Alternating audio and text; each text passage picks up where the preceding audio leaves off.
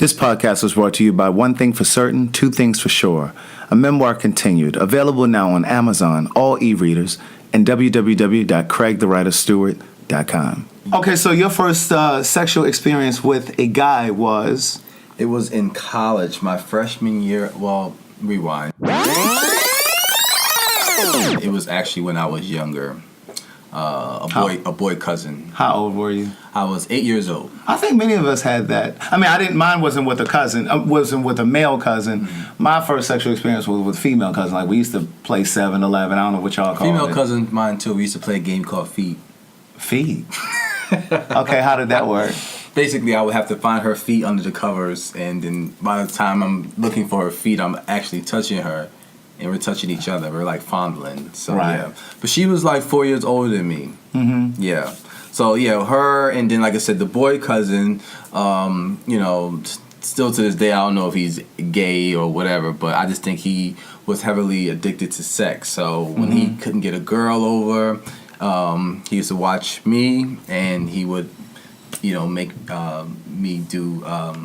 Oral sex. He used to babysit you mean? Yeah, babysit. I would be at his mom's house, my aunt's house. Yeah. So yeah, and he would have you perform oral sex on him? Yeah, he would do it on me, and I would do it on him, basically. So he would always do it first, and I would kind of just mimic what he had did. Right. But he never penetrated. It was just that kind of thing. Mm-hmm.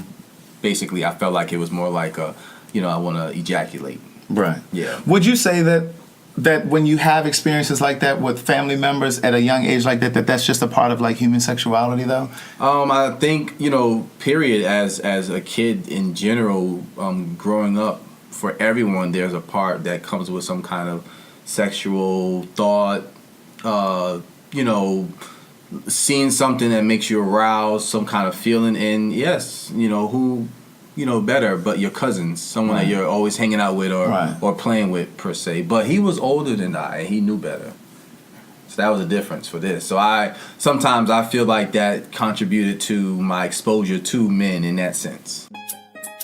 This is very personal work for me. Politics. I believe I was called to tell my story, use my voice, be a voice for the community. To speak to and for a community of people that's been ignored, denied, overlooked. Religion. This is my life's work. Religion. I want to use words to uplift, heal, inspire, encourage. Do something different. Every Monday at 10. Good day, thinkers, thought leaders, progressors, and dreamers. I'm Craig the Writer Stewart, and this is So Much to Say. These are my thoughts in my voice on black shit, white shit, gay shit, and everything in between. Today we are talking to Mike, and we're talking about sexuality and just the journey of life and how we kind of find ourselves on a path that perhaps we didn't expect us to find ourselves. So your first sexual experience was in college, as an adult. As an adult, yep. As an adult, fast forwarding as from a kid, one little part, I did, have a friend. His mom, she was, a prophetess or whatever. Mm-hmm. And the first time I heard the word gay or homosexual was because of her. Okay. So at a sleepover, she says to one of my friends, "You're gonna have a troubled life. You're gonna be in and out of jail. You're gonna live a short life." And he is dead now. Today, she said to her son that he was going to have a troubled life because he wouldn't respect her, and the Bible says to honor your mother and father, days on earth will be on, blah, blah, blah. You would go to jail. He's in jail now. Then she says to me, "Oh, wow, you're going to be a mighty leader, anointed and chosen. God has really chosen you, Mike." At the time, I was little Mike. But she said, "But the spirit of homosexuality is going to follow you." And I was like, "What?" And she was like, "Yeah, you're going to be gay, but you're going to be anointed and you're going to be a great leader." The end. And your mom called her and said... Well, when I went home, I was telling my mom, this lady called me gay, because not only, did she do that, my stepfather used to do that growing up. He used to say I was very feminine, and because my mom kept me neat, I was her only child, couldn't wear big clothes, those things. So he would always say, "That boy's going to be a faggot." But that's problematic in and of itself, too, to associate gayness with neatness. Right. But continue. Right. So he's going to be a faggot. My mom would always, "No, my son is not." My mom always basically defended me, I must honestly say. So not only did she curse that evangelist, prophetess lady out, she always would go off on my stepfather. And then my dad, my biological father, he also stepped to my stepfather one time. Don't talk about my son, blah, blah, blah. So yeah, that was between, like I said, 3rd to about 7th grade, and then, started dating girls, got heavily in the church, became, the youngest minister ordained at 15.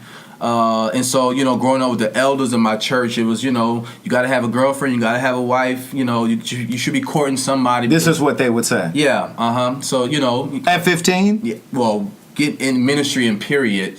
No matter who my girlfriends or friends were as, girls, one of them was going to eventually be my wife. They were always trying to plant seeds or,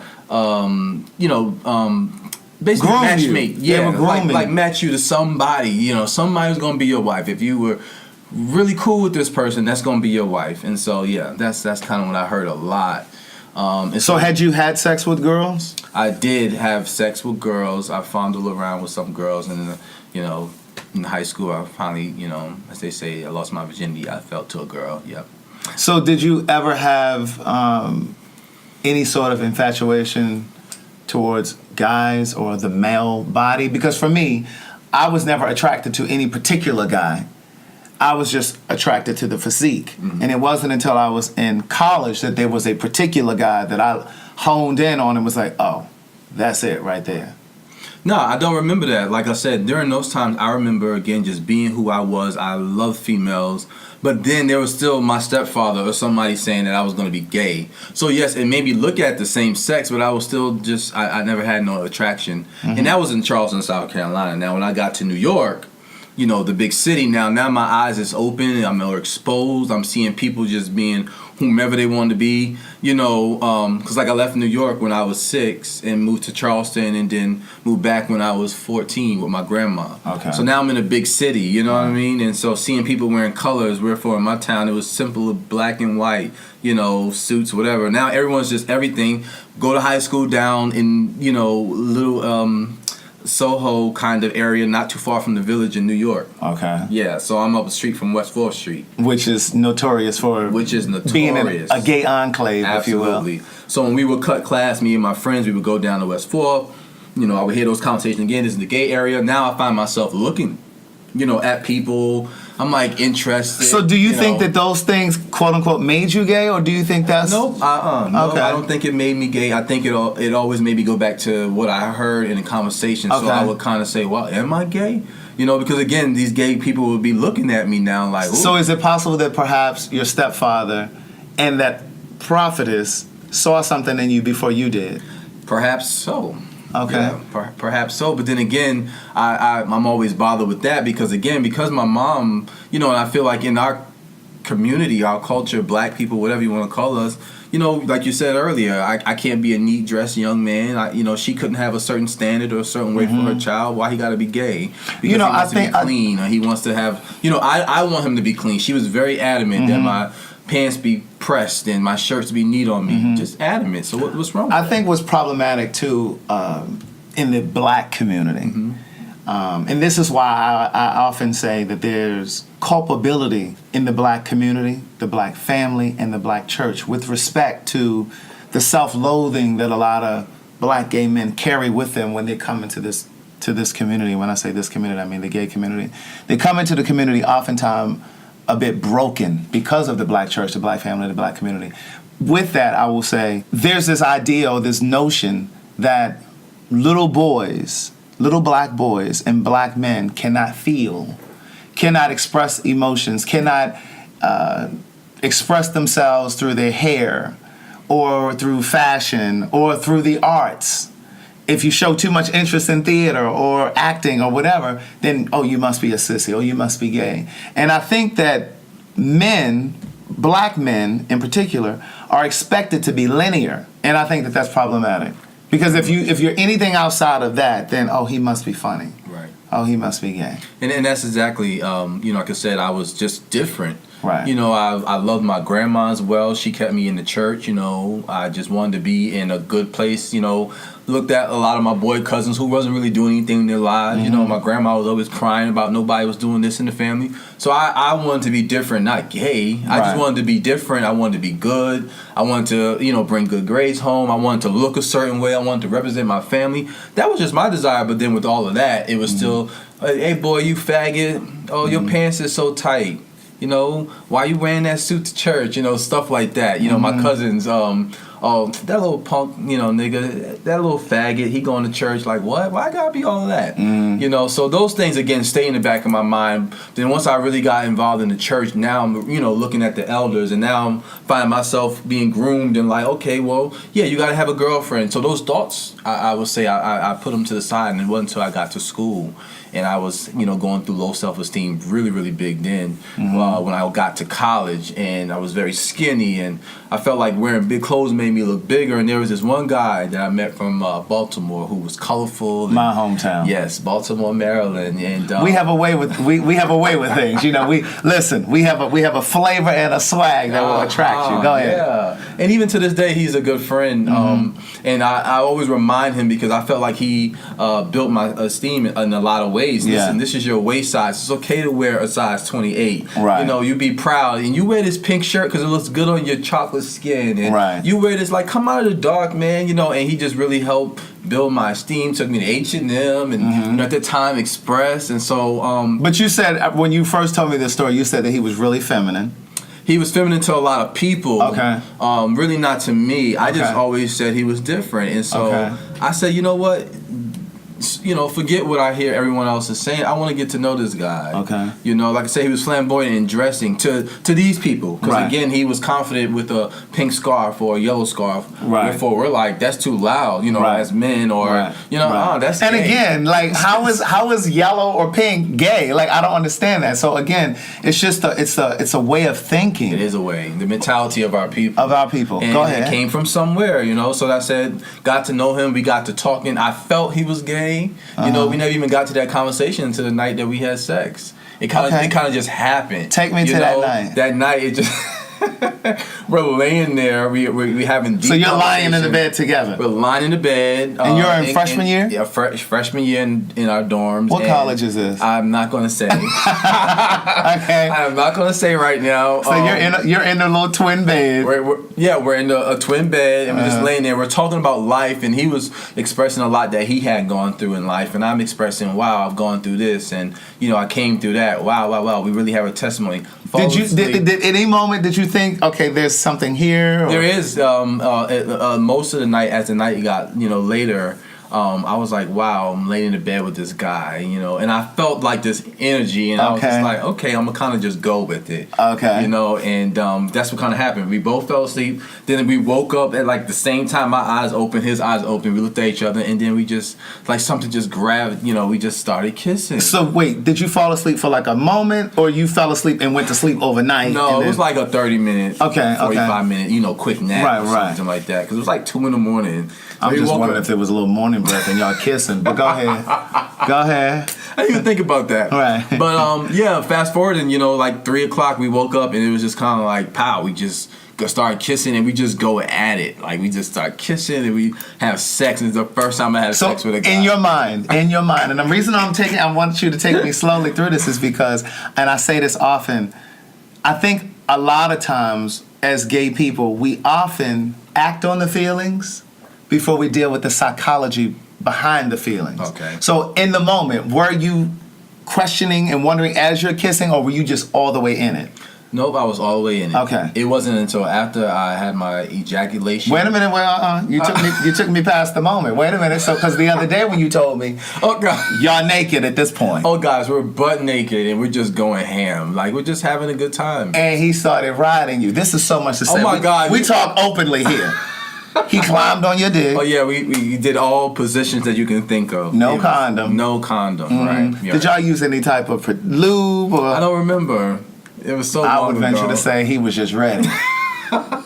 Be ye ready. Oh, it's so ready. Okay, so he climbed on. Yeah, and we just went for it for however long it was. And you enjoyed it? I did. I enjoyed it until I started getting dressed. And then I ran upstairs to my room. So was there any conversation after? Was he like, "Are you okay?" or da? Yeah, he did ask, "Was I okay?" And I was like, "I gotta go." And you started acting weird. For that second, once I went upstairs and I took my shower, I started praying like, "This is a demon now. Like, this guy's to get off of me." You know, someone told me a story once where he used to have sex with a guy who was so conflicted and so conflicted and convicted by his religious beliefs that every time they would have sex, immediately he would get down on his knees and pray. Right. Yeah. So go ahead. So you upstairs, you're showering. I'm showering and I'm just praying and I'm going into this prayer room and I'm Are you crying or you just? I didn't really cry. I was just like, I can't believe it happened. I feel disgusted. I felt this immense amount of grief. And I just pecked. Like the very first time that I pecked a guy, I felt like, oh my God, like I just committed a cardinal sin. So I can't imagine. By the time I had sex, though, I was good. Right. But go ahead. Yeah, I mean, I think too, looking back, that could have came from again, me not dealing with what was spoken, what was me dealing with what I heard, me being conditioned to believe. Conditioned. Now I've acted upon it. I'm not gay. I'm not gay no more. I'm delivered. I don't like men's. So maybe that's what it all was, and so. We after that, the next day I go to his room and again, it kind of happened again. Wait, was he trying to contact you or you just went? No, I just went. We kind of had our own relationship where I always meet him to go to what we had to go to at school. It was chapel. Church boys. It was a private Christian college. The church boys are something, I tell you. So you go down to his room. Yeah. Were you going there with the intention or expectation that, if it happens again, I'm good? No, I didn't. It was more like, it happened, let's move on, let's not even talk about it type thing. And basically he initiated, after a while, like, listen, this happened and you're gay. It's okay. He told you that? Yeah, like, it's okay type thing. And what did you say when he said like, you're gay? But then while I'm saying I'm enjoying everything that's coming with it still. And then I kind of just was enjoying it, but then I'm still praying at the same time. And he left that semester. I felt that with him leaving, this was God delivering me and saving me. Because he was leaving the college. Right, he left this college, and so I was done. It's amazing how we tell ourselves that. Yeah. Or we make up these stories that are convenient for us to believe because you thought that because he was leaving the college that somehow God told you this is a sign that you're not supposed to be gay. Absolutely. As if he's the only man in the world. It sounds like, in my second book, I talk about this married guy that I was involved with. My second book, it's called One Thing for Certain, Two Things for Sure. Don't forget, this podcast is sponsored by One Thing for Certain, Two Things for Sure, a memoir continued. And he was in a 10-year relationship with a man. When that relationship ended, he got engaged to a woman probably 2 years later. He thought that God told him that if he could find a woman that was okay with his past, that was God sending him a sign. But here's the caveat. She didn't even know about the 10-year relationship, so did God really send her? Like, if she didn't even have the whole story? Right. But go ahead. Yeah. So, yeah, that's basically what happened when he left. Now I find myself, dating girls, and there's one in particular I dated, and I told her my past. Okay. This is what happened, but I want to marry you. And she told me she had a past with females as well. Oh. But then fast forwarding, she was actually, I have given up, but she had actually still was messing with women. So you had stopped dealing with men. Yeah. She was still. So the boy that you were messing around with, y'all just messed around, and then when he left, there was no other experience. Well, there was a couple, like, after, like, if he would visit or I would go right, visit. but you hadn't experienced with anybody else. No, that was it. And so when she comes along, I'm all honest. I'm pouring my heart out because I want to move forward. And potentially I want to marry her kind of thing. And like I said, I suspected she was still talking to a female, found out, she was. And it ended. And from that, it made me angry. And so, I said, I think maybe I am gay. Y'all would have had one old colorful marriage. You'd have been sleeping on the side with men. She'd have been on the side getting her cat ate. Y'all probably would have got together for some threesomes from time to time, maybe foursomes. That would have been a colorful marriage. That would have been very colorful. Let me ask you this. When did you resolve that, okay, this is who I am? It was after things broke up with her? Yeah, it was after things broke up with her. I still kept hearing the whole "Are you gay or are you straight?" kind of question now. Because you graduate in college and everyone's like all in your business, and then now I became an elder, and everyone's like, now you need to have a wife. You were an elder at the church. So now I'm ordained, and so now you definitely need to have a wife to become an elder. Or I didn't, it's all these rules the church started to make up, and I'm like, wow, so. I became an elder still, but even in all of that, I still was just lost. I didn't want to date anyone in my church because they were like sisters. I didn't even want to date anyone in my organization. There were some people, but then it was like, I felt that they were moving too fast. It was like, because Mother so-and-so said you should marry Elder McMillan, be with him. I felt like they was moving too fast, and it just made me like, not like church girls. Right. Now, there was this one girl that wasn't really churchy that I really, really liked, but she was not like me. She did not want to be with me because she had a son, and she felt like everyone was going to judge her, but I really wanted to be with her, but she didn't want to be with me. So let me ask you, do you think that if you had been with her, do you think that would have changed your trajectory? Or do you think you would have just become a man that would have eventually came to the revelation that you are gay? I don't even know, because I feel like every year in life and in life period, we all have these changes, we evolved, and I really don't know. But at that time, I really wanted her. There was not a man in thought. Well, in that moment. Because, see, I've had so many conversations with men who think that they can manage their sexuality. I'm of the belief that sexuality is instinctive. It's how we're wired. So even if it's a part of who we are, it's indigenous. So even if you had gotten with this woman, maybe there would have been a period where you wouldn't have stepped out. But I think that eventually... I agree, because now thinking about it and even listening to you say it, again, I wanted that because of what was told to me. Yeah. And how things should be. And then I wanted to please my mom. I'm an only child. So that was your next step. I need to have a grandchild, right. I need to do all these different things. But then on that side, I already had tested the waters. So, and being in the city now, now I have preachers. I have all these type of people coming at me. But then again, I don't like church people at all, because church people are so messy.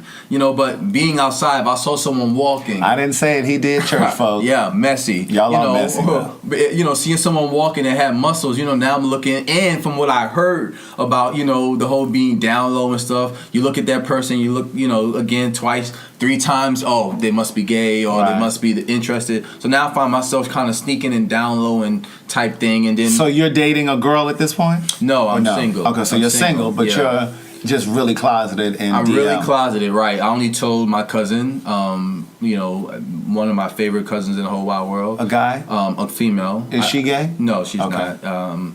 I told her, we kept it between us. Then I told her sister. Then I told my other cousin. So you slowly coming out. Yeah, I'm slowly telling. Then I told like my favorite aunt in the whole wide world, and she's like, no, she don't. She's just like, I already knew it. I love you the same. That's it. So these were my 4. Then I tell my mom. Because I met someone, And that'll do it. Yeah. Love will do it. I met someone. It'll have you come right on out that closet. Go ahead. I met someone that was 8 years older than me and just amazing. And, he went home with me. And so me and my mom, we talked about my kind of this experience, this journey. And she blamed herself because, during the time she was on drugs and she had left me with different family members and she was blaming herself. I'm like, no. Then she hated that cousin. I'm like, no, you got to forgive him. The cousin that you used to. Yeah, Right. I'm like, I have. And she's like, I can't believe he did this,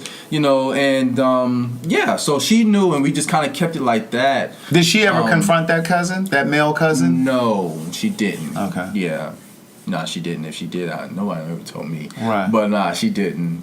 So, so now I'm, just kind of, doing what I do in the church, but feeling condemned only because of what was taught in a sense. Yeah. What you've been programmed to believe, which most of us, and I believe that even heterosexual people, black people that are heterosexual, they believe that being gay is wrong because they've been also taught that same thing. Right. So, even praying still, and being told that you're chosen, et cetera, but me still praying and God is still anointing me and using me and I'm traveling all over the place. It was just kind of amazing. So I kind of just rested with myself one day and I said, Lord, I give it to you, whatever this is, whether it be right or wrong. I went to Jeremiah and I said, well, Lord, you knew me. Before I was formed in my mother's womb, you knew me. You said you already ordained me, predestinated me. I don't think you're really concerned about, in a sense of who I'm sleeping with or how I'm sleeping with them. It's more of me doing your will, which is to spread the gospel, the good news that you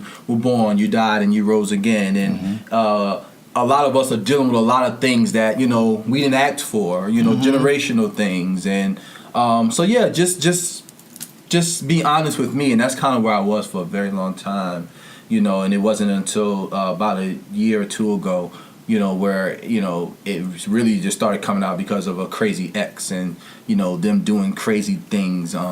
So where now my whole family knows, I have to sit down with my only living grandmother and I tell her and, my aunt, and I still have certain family members that don't agree with it, don't, believe in it or whatever else it may be. But I've gotten to a space where I am confident in who I am. I'm comfortable with who I am. And again, I've gone to God in every way. And I believe God is just using me. He has used me, to now walk in truth. And to, again, when other young men call me, other young women, I don't have an answer for you. But what I do know, God so loved the world that he gave his only begotten son. So he loves you. That's it. He loves you. This ain't new. He loves you. So what do you say to people like a Kim Burrell that goes on stage and goes onto these vicious rants? Oh, God, there's so much I can say there. Someone can come at her for being fat, but she lost weight. You know what I'm saying? And that's why I feel like we in the church, we look at certain things, but we don't look at everything. You know what I mean? Like, let's talk about the woman that was caught in adultery. She was caught. But Jesus said, if any one of you be without sin, he didn't say adultery. Right. He didn't say what it had to be. He said sin. He said cast the first stone. No one can cast the first stone. Now, did he stand there and say, now tell me what you've done since you couldn't throw the stone? No. He said to the lady, go and sin no more. He tell the people, mind your business, sweep around your own front door, because, again, we all live in a glass house, period. You know what I mean? So people like Kim Burrell, Tina Campbell. Yeah, that religious nonsense. You know what I mean? But you got people working for you that's gay. Doing your makeup, doing your art. So if you're going to believe in something and you're going to be against it, be against it wholeheartedly. And then try to go on to the Ellen show and perform. Right. Yeah. Who is openly gay? Who's married? Who's happy? And so it is. So again, if you're against it, don't even take engagements. For the Ellen show. Right. You know what I mean? Hold it. You hold your standard. And that's what bothers me with some of our people. So what do you say to pastors, gospel music artists in the church that are quote-unquote DL? Because, they're not necessarily DL to us, because I believe a rose can smell a rose. But what do you say? Because that could have been your life. Yeah. You could have been moving in secret too, quote-unquote secret too. Because I believe that these people in the church, like the Kim Burrells, like you said a moment ago, they know that there are gay people in there. And they're not just the hairstylists and makeup artists and the wardrobe stylists. They're also the ministers of music. They're also these gospel artists, the deacons, the pastors. So what do you say to those people who think they have to skulk around? Well, I think what has happened is people have gone on for so long just lying in general, and not being honest with themselves. Because, again, they, like myself, has struggled with religion and, serving a pastor or a bishop or having such a name in a great organization or whatever else may be, and what people are going to say, or they themselves has preached that message that you're going to hell, but yet you're doing what you're doing. You know what I mean? So I just think it's important that everyone just, again, walk in their truth.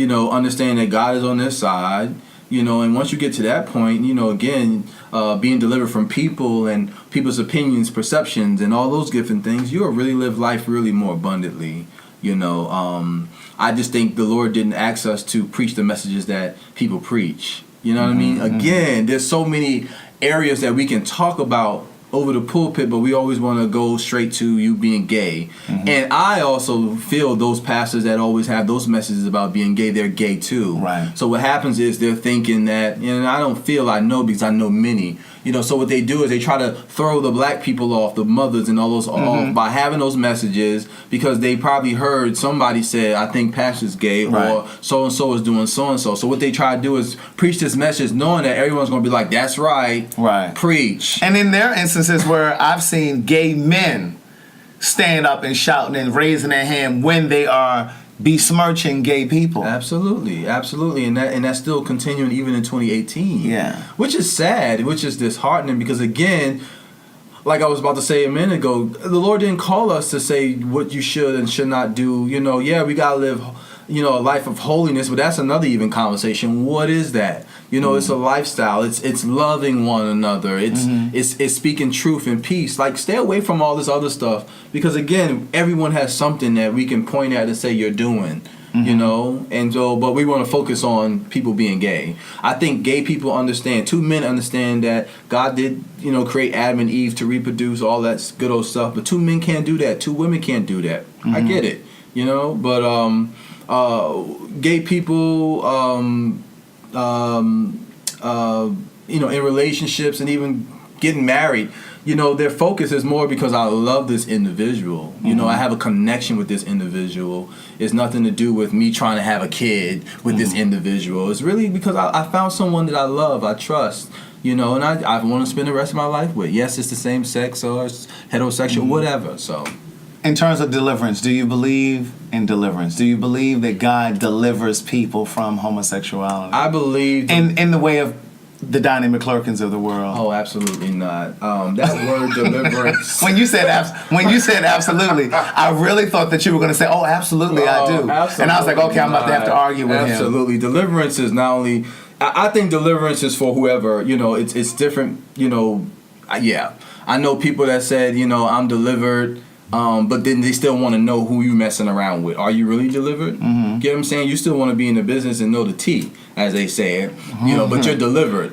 You know what I mean? So I think some people now, they cut that part off, and now mentally they get aroused. So when a person like a Donnie McClurkin, and I'm just using him as a proxy because he talks about it all the time. Oh, I've been delivered, da-da-da-da. What do you think that really means? Do you think you said absolutely not, you don't believe in deliverance, and that doesn't mean that we question the power of God, but I just personally believe that when God gives you a life, that's the life that you've been given. Right. It would just be like if I started praying to wake up tomorrow as a white man, because white men have it considerably easier in this country. That's never going to happen. It doesn't mean that God's power doesn't work. It just means that I have to adjust to the life that I was given. Right. So when I hear, and I want to hear what you think, but when I hear a person say, like a Donnie McClurkin, oh, I've been delivered, what I really hear him saying is either A, he's still wrestling with it, B, he's abstaining from sex with men, Right. but you haven't been delivered. I agree. The cravings are still there because, again, I personally believe that sexuality is instinctive. It's how we're wired. It's a part of who we are. You know what I'm saying? And that's not a switch or a decision that you can make and just shut off. So what do you? No, I agree with you. I think that you hit it on the nose. Again, a wrestling, a struggling, And I'm not even gonna say a struggle, because most times once you've dipped, it's not a struggle no more. Okay? Either you want it or you don't. Either you give into it or you don't. So it's no more struggling once you've dipped into it a couple of times. Why do you think so few black celebrities have come out? Because, I mean, surely there are more black gay celebrities than we've seen come out. Well, I just think as time continues to progress and different things, I mean, the times we're living in now, I think a lot of our, generation and those ahead of us in the sense that are still closeted, they came from that era again where, we're going, our business is my business. Whatever happened behind closed doors stays behind closed doors. That, and I also, we often use, the black community, celebrities often use the excuse, oh, my art is going to be affected. Because we all knew that Luther Vandross was gay. But it would have destroyed the fantasy for many women. Absolutely. Because his core audience was women. And I'm not... Well, let's talk about the conversation we had the other day with these gospel artists. I'm not going to name them, but Craig named them the other day. I'm not going to name either. And I almost named one of y'all favorite... don't name no people. I was about to name one of y'all favorites who just had a baby. I swear I believe they probably had a surrogate. But my thing is, even with that, majority, let's say about 85% of them are gay or lesbian or bisexual, whatever you want to call. But we sing their songs in the pulpit and in the choir every Sunday. I know who you're talking about. I'm just saying, but and some of them are married to women. Exactly. Talking about they had a porn addiction. I know people that used to play with him. Exactly, and see, and that's what I was going to get to. And not saying names. I think people again know that rumors have gotten out because they have been messy. as well. Right. And so knowing that these rumors have gotten out, that's why they preach these messages of I'm delivered. They've come on the radio and talk against or whatever else to try to, again, throw people off. Right. Because the majority of the time when you really like somebody, you've been following their ministry for a very long time until, again, it happens before our people, black people's face. Right. And it's really a major scandal. People are still going to call that person, pay for that person to come or whatever and enjoy their ministry, And even in terms of like being an actor, like we don't have a lot of out black, gay, male actors because they think that they won't be cast in any role other than a gay role. And then even in terms of straight male actors, black male actors, we don't even hear a lot of them playing gay roles. Now, Rockman Dunbar will play a gay role in a heartbeat. Right. But I think it speaks to your level of comfort, too, because it's like, okay, if you're supposed to be an actor, you're supposed to be a thespian, and you can't get into this role as a gay man, there have only been a few people that have done it, like Wesley Snipes in Tu Wong Fu, he was dressed up as a woman. You have Rockman Dunbar that's played gay, he's playing a gay man on 911 right now, the TV show. But then also you had the one who played in Holiday Heart, Ving Rhames. Oh, yeah. You know what I'm saying? You haven't really had many. But you'll see white, straight, male actors play a gay role in a heartbeat. Yeah, what's the guy named from Will and Grace? Yeah. Yeah, him. He's definitely married. He's not gay. But And even the guy that's on Modern Family, the big guy. Yeah. I can't think of his name, but he's not gay in real life. He plays the hell out of that part. Right. So what would you say to those that are perhaps in the church that feel like they have to keep a low profile or keep that life secret? Well, I just think, again, it comes to the individual. We all have our time, our experience, and, when we want to be honest with ourselves. And so for me, I became honest with myself one day when most of my friends and colleagues are gay, but they allow the church, they allow, those conversations of you need to have a wife, they got married, but they're stepping out, they're doing their own little... I decided I would be real with Mike and honest with Mike. Not saying I have to go out here and spread, my business, wear a flag, or those things. I am who I am, and I'm not going to subject anyone else to that. Right. So again, this is my truth, and I think until we get to the point in understanding what truth is for ourselves, we'll always be closeted, we'll always hide, we'll always be deceptive, and then we'll really have a messed up life, I would say, because that after a while, mentally, it becomes too much. But I believe there's also a crop of women who know that these men that they're involved with are gay or bisexual. I believe that there's a crop of women who know that. That's true. Some women feel that they could change a man. Some women do think they can change a man. They think if they just put the pussy on them. And then some women, they just enjoy having a gay partner that dresses them up and make them look like a Barbie doll, because a real heterosexual man ain't gonna do all that. And some women overlook it because they just want to have a man to come home to that's going to share in the responsibility of keeping the house, paying the bills. You understand what I'm saying? They want the companionship. And that gay man, again, is going to keep them looking fly at all times. That too. They're going to have good conversation, good kiki, good tea section. Good what? Kiki. What's kiki? Tell the people what kiki is. Just like a good laughing, a good, we're going to talk about, girlfriend over here at the hair salon. That's what it is. And they ain't even close to having sex. They just hanging out. They just good girlfriends. They Judies. They just Judies.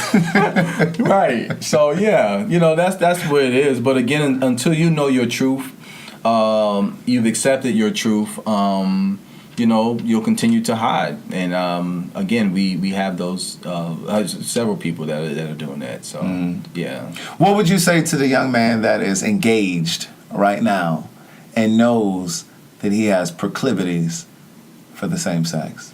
Yeah, I would say be honest with yourself. Don't hurt anyone else. Or go into a situation where, again, 5 years from now, you're going to wake up and realize that this is not who you want. This is who I am. And I've seen that a lot. Individuals just getting married and doing that. And then again, there's no, like, I'm always questioning young couples that get married and,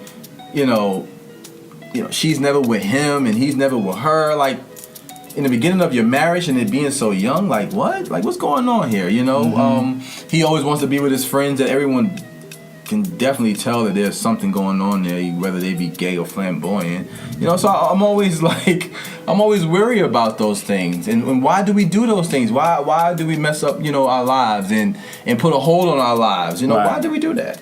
Right. Yeah. Well, I appreciate you coming on and sharing your story. I think it's going to help somebody.